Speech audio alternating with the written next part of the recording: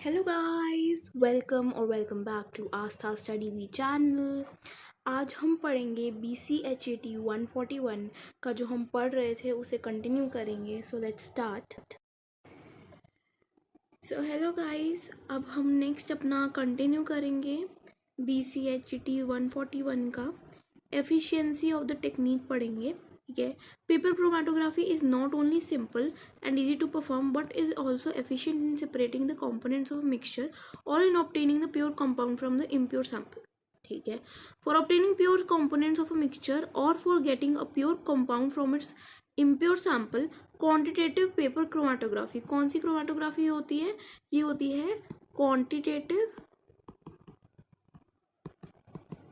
Paper chromatography. ये रही, जहाँ पे ये जो है ये हमारा पेपर है, देन ये जो है ये बैंड्स ऑफ सेपरेटेड कंपाउंड्स है, ये ये ठीक है।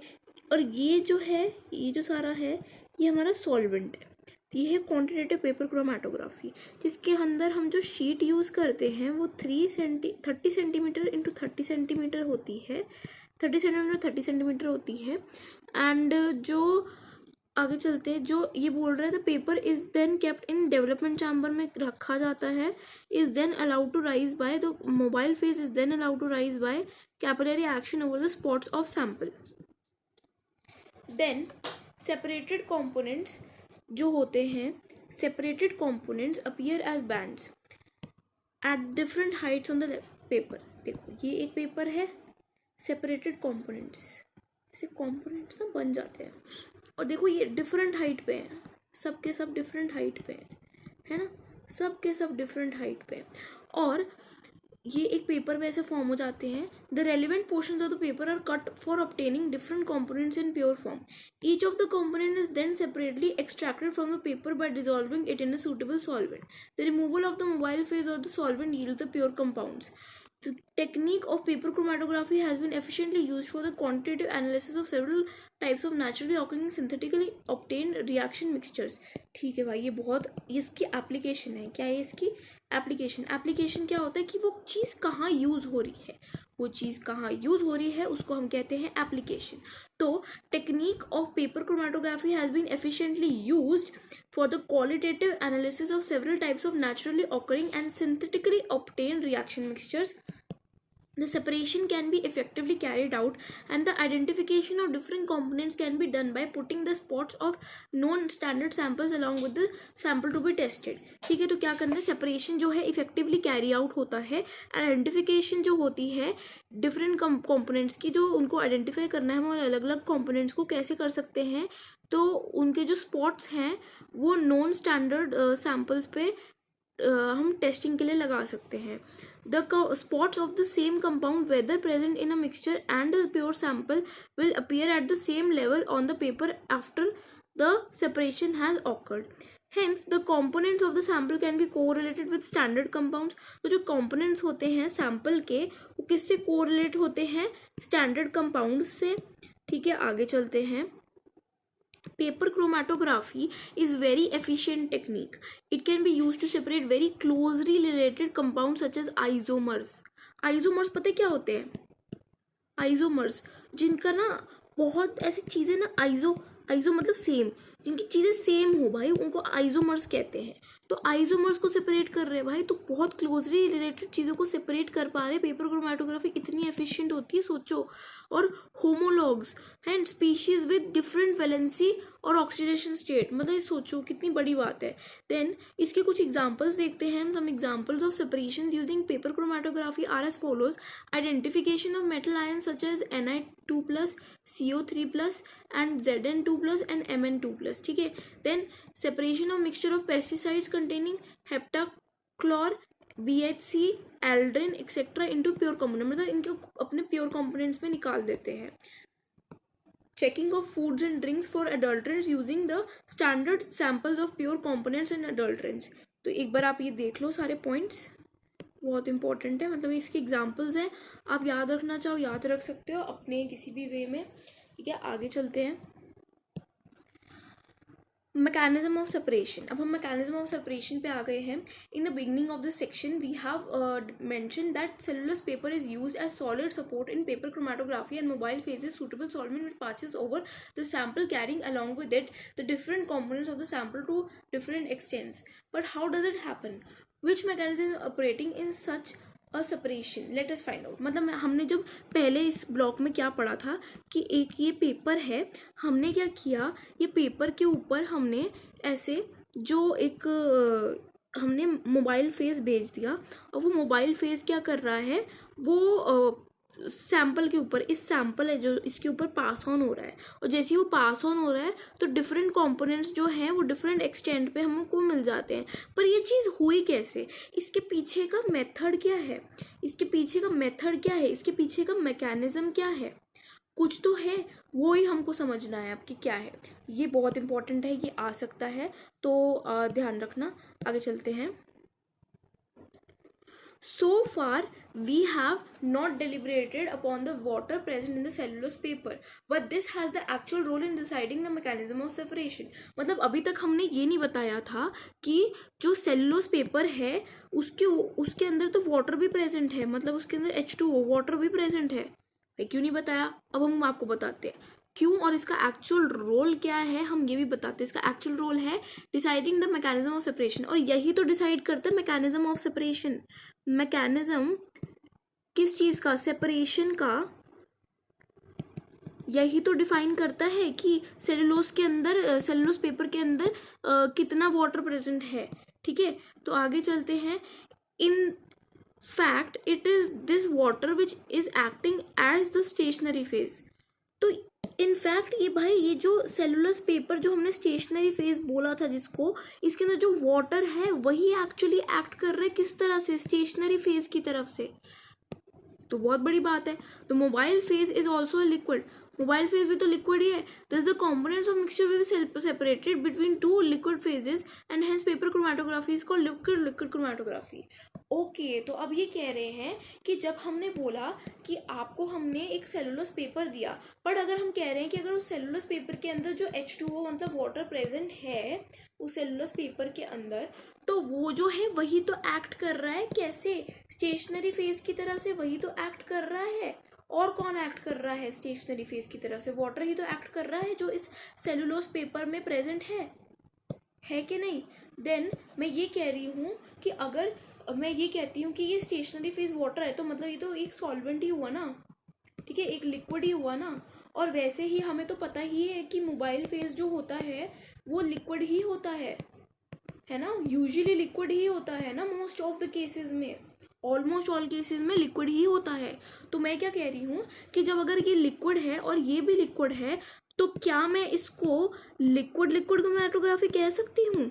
हाँ बिल्कुल, मैं इसको लिक्विड क्रोमेटोग्राफी कह सकती हूँ। ठीक है, आगे चलते हैं, नेक्स्ट चलते हैं हम। तो हम देखते हैं कि here the mobile phase is also liquid, और वो भी लिक्विड, तो hence the paper chromatography is called liquid chromatography. Therefore the mechanism involved here is partition. भाई ऐसा क्या हो गया? पार्टीशन मतलब कि अलग अलग कंपोनेंट्स बनाना, मतलब partition of the components in two different liquid phases, मतलब दो डिफरेंट लिक्विड फेजेस में हमने पार्टीशन कर दिया, और इस मैकेनिज्म जो इन्वॉल्व है इसमें वो हमारा पार्टीशन का मैकेनिज्म इन्वॉल्व है। ठीक है, it was this easy. Then आगे चलते हैं,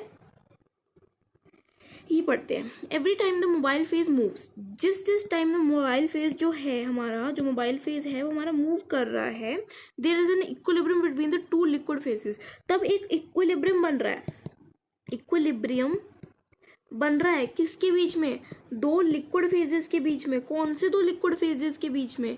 तो components and the components partition themselves in the two phases, और वो अपने आप को दो फेजेस में डिवाइड कर रहे हैं, वो अपने आप को दो फेजेस में डिवाइड कर रहे हैं, एक अलग लिक्विड हो गया, एक अलग लिक्विड हो गया, ये ऐसे करके डिवाइड कर रहे हैं। ठीक है, तो आगे चलते हैं। The components which are held strongly by stationary phase will be slow in moving along with the mobile phase, while those which are weakly held by stationary phase will be moving faster with the mobile phase. अच्छा, अब क्या है, मैं बोलती हूँ, मेरे पास देखो ये एक पेपर है, देखो आप देख रहे हो, ये एक मेरे पास पेपर है जो कि एक स्टेशनरी फेज है, आपको पता है स्टेशनरी फेज है।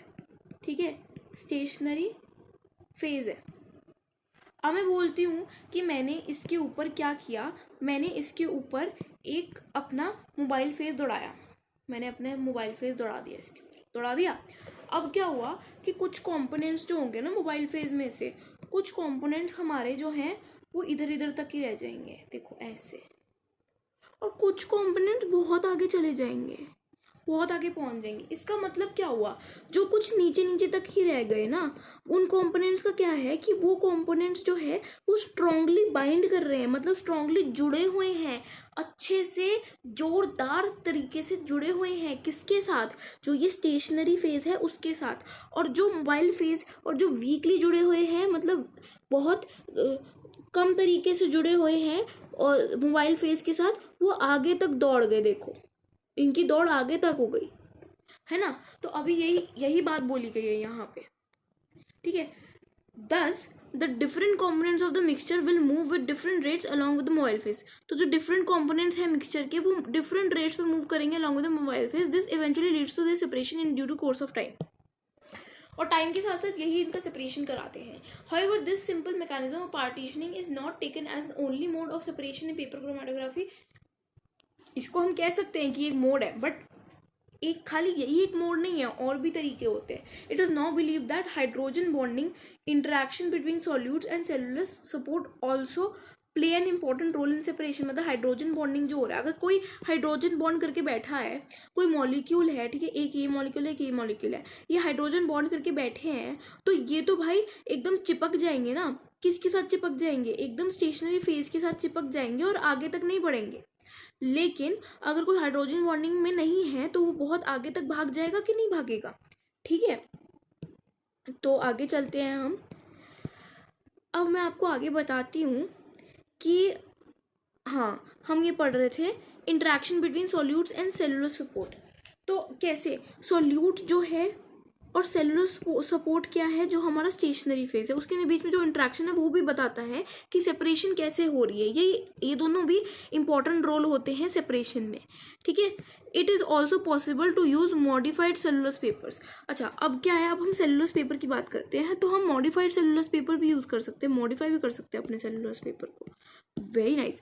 इन paper chromatography the chemically modified papers such as carboxylated and acetylated papers are available. तो कौन से अवेलेबल है, कार्बोक्सिलेटेड मतलब कार्बन से आपने वो करा रखा है उसका reaction, and acetylated acetone, acetylated है, ठीक है, ये ऐसे पेपर्स भी अवेलेबल है। देन मैं ये कहती हूँ the carboxylated papers have increased carboxyl content and suitable for separation of amines and amino acids. तो कार्बोक्सिलेटेड पेपर क्या कर रहा है, आपको हेल्प कर रहा है अमाइंस को सेपरेट करने में और अमाइनो एसिड्स को सेपरेट करिए, अमाइनो एसिड्स ऐसे लिखती हूँ मैं, ठीक है। तो अमाइनो एसिड्स को सेपरेट करने में the acetylated paper is more hydrophilic. जो एसिटाइलेटेड पेपर है ना, एसिटाइलेटेड पेपर है वो क्या है, मोर हाइड्रोफिलिक है, मोर हाइड्रोफिलिक है, ठीक है।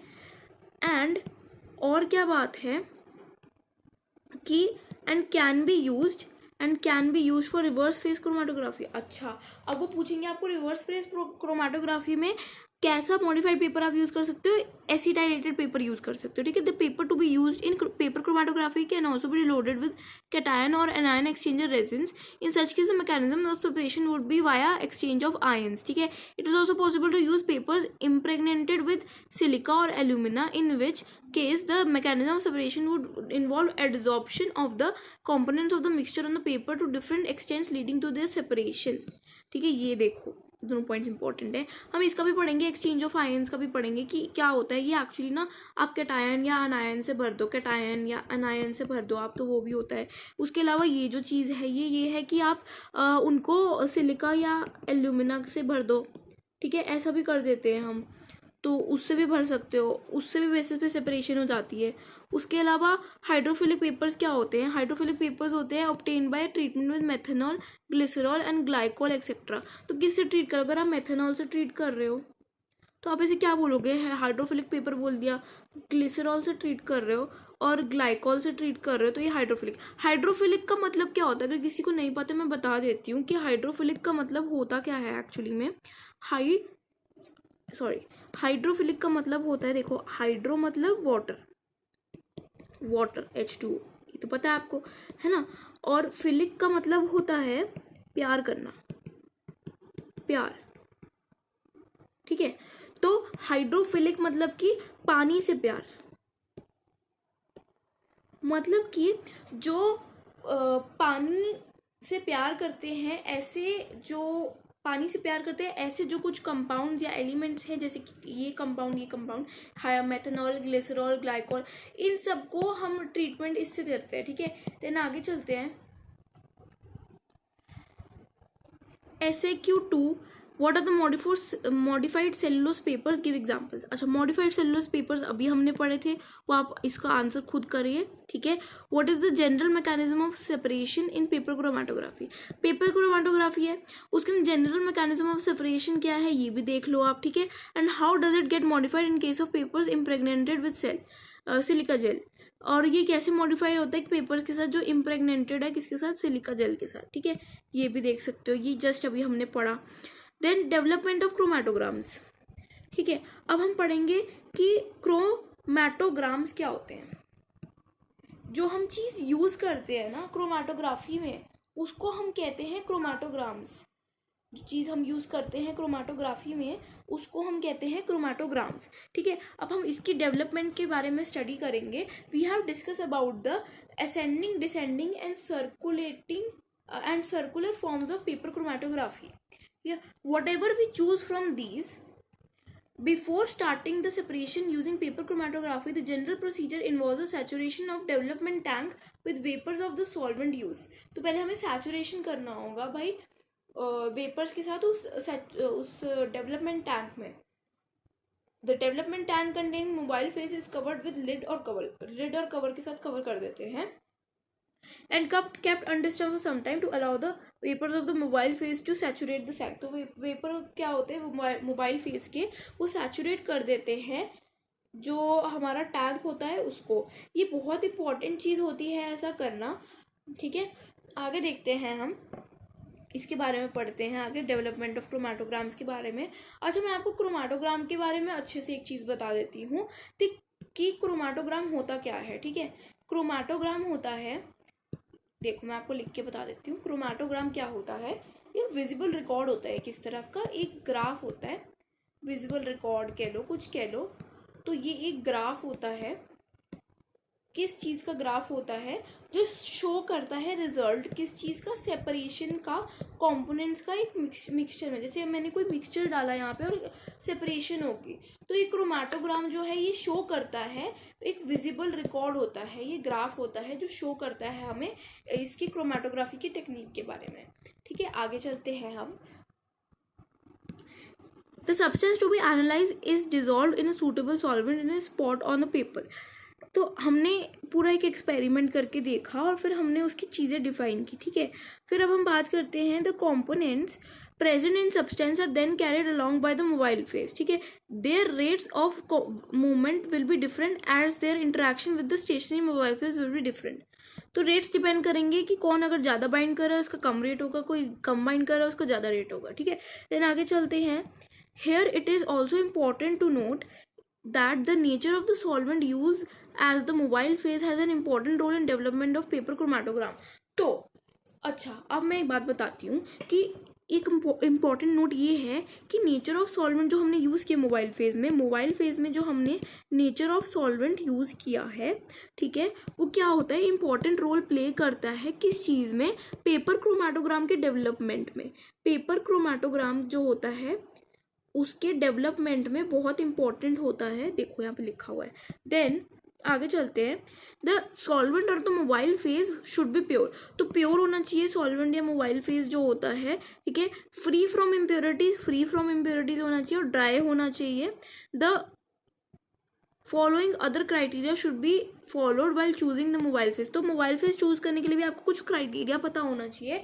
The solvent system should not react chemically with the components of the substance to be analyse. अब मैं एक बात बोल रही हूँ, मुझे ऐसे कोई एक पेपर है, मैंने उस पर मैंने उस पर ना कुछ कंपाउंड ले रखा, और मुझे उसके जो मोबाइल फेस है ना वो ऐसा लेना है कि वो इस कंपाउंड के साथ रिएक्ट ना करे। भाई इसके साथ रिएक्ट करने लग जाएगा तो हमारी क्रोमेटोग्राफी हमारी कहाँ दिखेगी, टेक्निक हो ही नहीं पाएगी हमारी, ठीक है, इसीलिए इंपॉर्टेंट है। ये हो गया। Then the composition of the solvent system should not change during the course of separation. जब सेपरेशन हो रही है तो कॉम्पोजिशन जो होती है सॉल्वेंट सिस्टम की चेंज नहीं होनी चाहिए। अभी ये चीज़ ना इससे ही सॉल्व हो जाती है कि अगर हम ये देख रहे हैं कि वो रिएक्ट नहीं कर रहा और वो केमिकली रिएक्टिव नहीं है, तो फिर वो ऐसा भी नहीं करेगा कि वो अपनी सेपरेशन चेंज कर देगा बाद में, ठीक है। So as far as volatility is concern we should prefer non volatile solvents, इसलिए हम नॉन वोलेटाइल सॉल्वेंट्स लेते हैं। Then the solvent system of the mobile phase should be so selected that it is able to separate different components present in the sample। तो ये ऐसा होना चाहिए कि ये different components present in the sample separate कर सके। तो polarity of the solvent system should be changed for getting the good preparation। तो इसकी polarity जो है चेंज करके देखो और देखो कि सबसे बेस्ट प्रिपरेशन किससे होगी, ठीक है। और ये सारे पॉइंट्स हमने कर लिए। आगे चलते हैं हम नेक्स्ट उस पे पैराग्राफ पे। As in the case of paper chromatography, here also the water present in the cellulose acts at the stationary phase. Hence here in paper chromatography the stationary phase is polar in nature. Therefore we can use a relatively polar solvent such as ethanol, acetone, formaldehyde, formide, amines or a suitable mixture of such solvents as mobile phase। तो हम इनको mobile phase की तरह use कर सकते हैं, ठीक है, इन्होंने यही बोला है बस। दूसरी बात, such typical examples of such mobile phases are क्या है हमारे पास, ये है isopropyl ammonia water, n butyl acetic acid water, water phenol, formamide, benzene. ये इंपॉर्टेंट है, आ सकता है आपको एक मार्क पे भी पूछ सकते हैं ये। For the separation of cations, अब कैटायंस को सेपरेट कर लेंगे। Some of the commonly use mobile phases are as follows. Methanol, methyl ethyl ketone containing 30% water and 1% potassium thiocyanate, and pyridine containing 10% water, then acetone, then chloric acid. ये सब है, आप इसमें से कोई एक या दो ही याद करना, बट ये सारे हो सके तो याद कर लेना, ठीक है। तो ये इंपॉर्टेंट है, ये भी इंपॉर्टेंट है, इसमें से दो याद कर लो काफ़ी है, कोई भी दो याद कर लो जो आपको याद हो जाए, और इसमें से भी कोई दो याद कर लो, ठीक है। आगे चलते हैं हम। The components of the substance get separated. तो जो कंपोनेंट होते हैं सब्सटेंस के get separated after leaving the paper in the development chamber for some time. The paper is then taken out from the development chamber and a line is marked on it with a pencil at the level to which the mobile phase has travelled. Let this line be represented by B. The solvent is then allowed to dry. Remember that the position of the original spot was represented as point A and a line was be drawn at this level। ठीक है, तो हमने क्या किया ना, हमने एक paper लिया, हमने ना उस पर कंपाउंड लगाया, उस पर ए मार्क किया और वहाँ पे एक लाइन भी लगा दी, ठीक है। अब क्या किया ना, जब वो फैलने लगा ऐसे आगे आगे बढ़ने लगा मोबाइल फेस, तो यहाँ पे आके ना रुक गया और यहाँ पे एक स्पॉट बना दिया उसने, फाइनल स्पॉट, वो हमने मार्क कर दिया बी।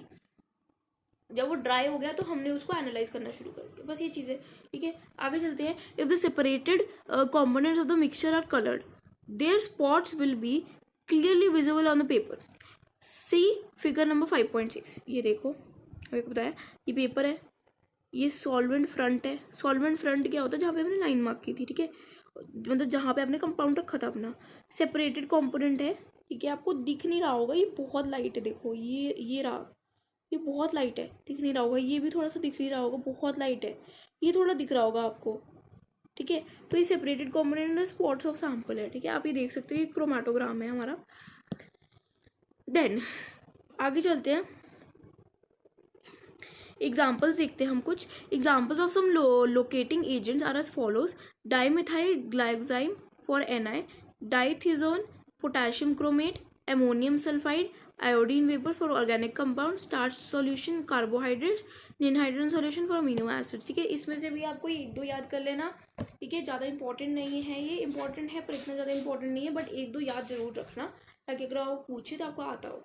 देन आगे चलते हैं। Sometimes the spots of the compounds sometimes the spots of the components are visible under UV light, UV light के अंदर विजिबल हो सकते हैं, ये भी चलो याद रख लेना. Once the spots of the separated compounds are located then they need to be characterise. One such way is to calculate their RF values and match these values with the RF values of the standard of the pure samples, which are usually run simultaneously in the sample paper under identical conditions. For this purpose, let us first understand what is RF value. अच्छा, RF value use हो सकती है कि क्या करने के लिए कि जब आपका जो सेपरेट हो चुके हैं स्पॉट्स बन चुके हैं then need to be characterise, उसको हम करेक्टराइज करने के लिए. ठीक है, कैसे करेक्टराइज करने के लिए हम RF वैल्यू पढ़ लेते हैं कि RF वैल्यू होता क्या है. बहुत ईजी कॉन्सेप्ट है, छोटा सा है. RF वैल्यू होता है, it is a retardation factor. RF ऐसे लिखेंगे, ऐसे लिखना है, इसके सबस्क्रिप्ट में लिखना है. ठीक है, RF नीचे को लिखना है ऐसे, देख रहे हो ना. हाँ, तो RF क्या होता है, इट इज़ रिटार्डेशन फैक्टर. मैं आपको इजी करने के लिए यहाँ पे लिख रही हूँ, थोड़ा टाइम लग रहा है बट ठीक है, आप ये देख लेना. And is defined as the following ratio. RF कैसे डिफाइन करते हैं, distance travel by solute by distance travel by solvent. RF is equal to D1 by D2, where D1 is distance travel by solute and D2 is distance travel by solvent. देखो यहाँ पे लिखा हुआ है ना. If we now look at the chromatogram, then we calculate RF values for separated compounds. ठीक है, ये कर सकते हैं हम. Let us understand the calculation of RF values with the help of a hypothetical chromatogram. ठीक है, let there be two components 1 and 2 which have been separated using the technique of paper chromatography TLC. ठीक है, TLC thin chromatography जो होती है उससे करते हैं. देन आगे चलते हैं. Therefore ये देखो, ये दिखा देती हूँ पहले पढ़ने से पहले. ये देखो, calculation of RF values from chromatogram. ये देखो अभी क्या कर रखा है इन्होंने ना, RF वैल्यूज कैलकुलेट करने के लिए ऐसे करा है. ये जितने भी ये है ना, इसको देखो Y कर दिया, इसको ZX कर दिया, तो यहाँ से यहाँ तक ही दिखेंगे कि इसका डिस्टेंस क्या है. आगे पढ़ते हैं. Therefore, RF values can be calculated by given equations. For component 1, RF value is distance traveled by component 1, distance traveled by mobile phase AY by EB. और ये मतलब आप देख सकते हो डायग्राम के हिसाब से उन्होंने डिफाइन कर रखा है. ये चीज़ डिफाइन डायग्राम के हिसाब से कर रखी है. वैसे तो फॉर्मूला आपका जो जनरल फॉर्मूला है उसी से आप लगा के कर लेना आराम से. ठीक है, देन आगे चलते हैं. और ये दे रखा है जो many times the sample of the available standard substances are placed along with the mixture or unknown substance. Then this chromatogram is obtained. The separated components of a mixture are then matched with the spots of the standard samples and the components are characterized. ठीक है, ये देखो. ठीक है, अब आगे चलते हैं. ये क्या था हमारा, development of chromatogram along with the use of standard samples. ठीक है, हमने देख लिया. देन आगे इसमें पढ़ते हैं हम. RF values are characteristic of the solute under a given set of conditions. They may change with change in the solvent system, temperature, presence of impurities, and sometimes with the development time. Hence, they need to be carefully compared. तो RF values क्या होते हैं, characteristics होती है. किसकी characteristics होती है, solute की. एक given set of conditions पे वो conditions क्या होती हैं, ये किस चीज़ के साथ चेंज कर सकती हैं, solvent के साथ साथ चेंज कर सकती है. solvent चेंज हो रहा है तो ये भी चेंज होंगी. टेम्परेचर चेंज हो रहा है तो ये भी चेंज होगी. ठीक है, देन इम्प्योरिटीज़ प्रेजेंट है तो इसमें हमें चेंजेस दिखेंगे. ठीक है, देन अगर समटाइम्स हमारे पास कोई डेवलपमेंटल टाइम चेंज हो रहा है, कितने टाइम पे आपके पास जो है डेवलपमेंट हो रही है इस पेपर के ऊपर, तो वो चेंज हो रहा है, इसके हिसाब से ये चेंज होता रहता है. ये देखो यहाँ पे लिखा है. ठीक है, then hence we can say the paper chromatography can be use for qualitative analysis of different samples and identification of components present in the mixture. Very good. आगे चलते हैं, ये पढ़ते हैं. Which component shown in figure 5.7 है smaller RF value. तो figure 5.7 जो हमने इधर देखी, ये रही, इनकी स्मॉल RF वैल्यू किसकी है. स्मॉल RF वैल्यू का मतलब है, स्मॉल RF वैल्यू के मतलब RF क्या होता है, D1 by D2. ठीक है, तो RF ये होता है. D1 क्या होता है, डिस्टेंस ट्रैवल बाय सॉल्यूट और डिस्टेंस ट्रैवल बाय सॉल्वेंट. किसकी कम होगी, जिसके अंदर जो डिस्टेंस ट्रैवल जो है, जो हमारा डिस्टेंस ट्रैवल्ड है वो कम होगा ना, तो उसके हिसाब से हम देख लेंगे कि किसकी कम होगी. बस इजी है. आगे चलते हैं. Give any 2 characteristics of mobile face. Mobile face के कोई 2 कैरेक्टरिस्टिक्स बता दो। अभी हमने पढ़ा था, अब खुद से आंसर करने की कोशिश करना, देखना आपसे होता है कि नहीं, और नहीं आना तो you can ask in doubt section, मतलब कमेंट सेक्शन में आप पूछ सकते हो।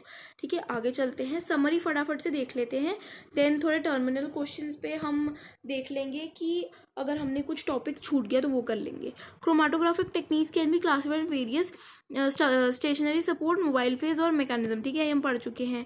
वैरायटी ऑफ क्रोमाटोग्राफी टेक्निक्स जो होती हैं, ठीक है, पेपर क्रोमाटोग्राफी बहुत सिंपल होती है, यूजफुल होती है क्रोमाटोग्राफिक टेक्निक, ठीक है।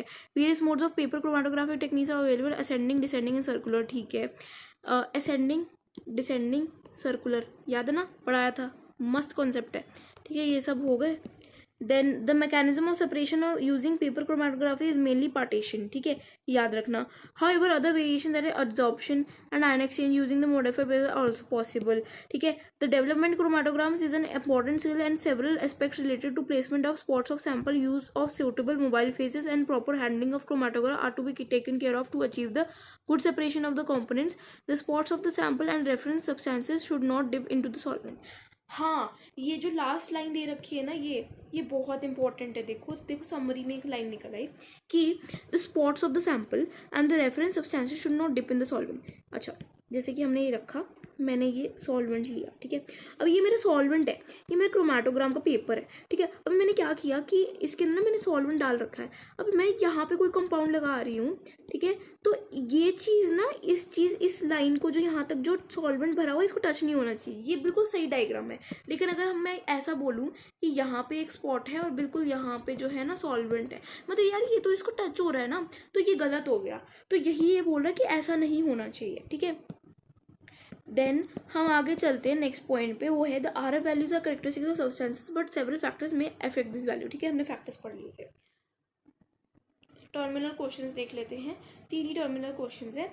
Name the different types of mechanism operating in chromatographic techniques. Mechanisms बता दो डिफरेंट टाइप्स के।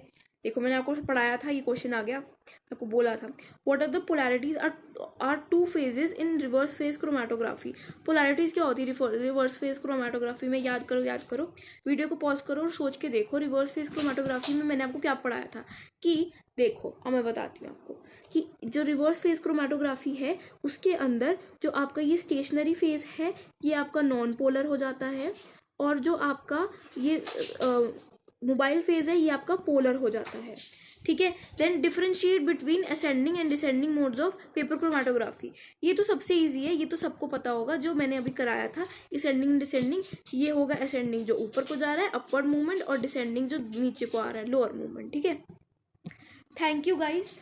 अब हम आगे का यूनिट और आगे की चीज़ें नेक्स्ट वीडियो में करेंगे, ताकि ये वीडियो लंबी ना हो जाए, आपको पढ़ने में भी आसानी ले पार्ट्स में। Thank you. Please like, share and subscribe the channel, and don't forget to turn on the notification bell. Thank you so much guys, and do join our Telegram channel Astha Study Bee, and I provide you notes, materials and video lectures for IGNOU BSCG. Thank you. Till then, take care. Bye. Namaste.